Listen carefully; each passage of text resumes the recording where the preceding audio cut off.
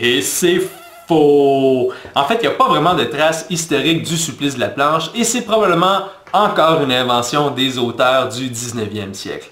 Par contre, on sait que les pirates pratiquaient plusieurs autres formes de torture, que ce soit pour entretenir leur image de gens cruels, pour passer le temps, ou comme je vous l'ai dit, pour faire avouer à l'équipage où il avait caché le trésor sur le bateau.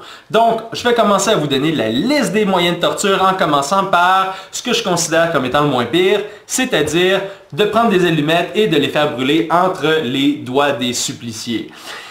La deuxième méthode de torture, c'était assez drastique. En fait, ils attachaient le supplicié ou le prisonnier, peu importe, devant un canon comme ça et ils lui tiraient à travers. Donc, il fallait vraiment se dépêcher de parler avant que la mèche du canon ne soit consumée.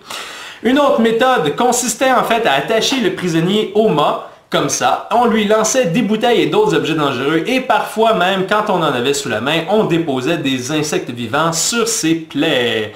Une autre méthode consistait à couper le nez et à le faire manger au prisonnier. Encore, on pouvait aussi coudre les lèvres du prisonnier avec un gros fil de voile, ce qui est un petit peu bizarre quand on veut faire parler quelqu'un.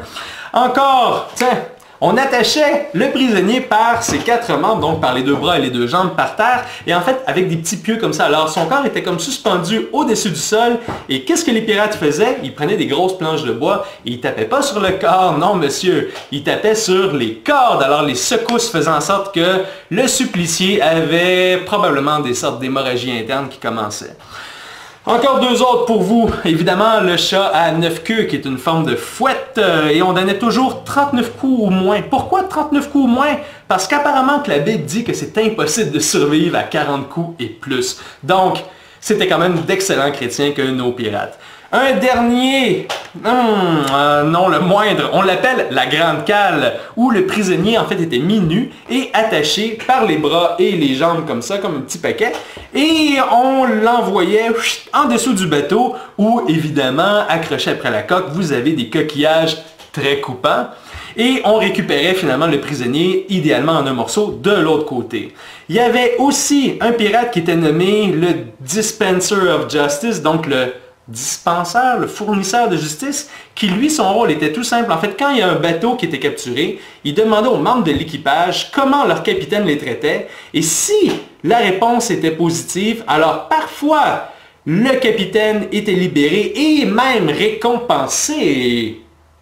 Cinquième et dernier round, je vais maintenant vous parler de mon ami Henry Avery. Henry Avery qui a eu une brève carrière de pirate dans les années 1690, seulement quelques années d'activité qui lui ont toutefois suffi pour devenir, selon ses contemporains, le roi des pirates. Effectivement, il a mérité ce surnom-là en brisant tous les records de plus grosses prises, c'est-à-dire de plus gros trésors jamais capturés par un pirate.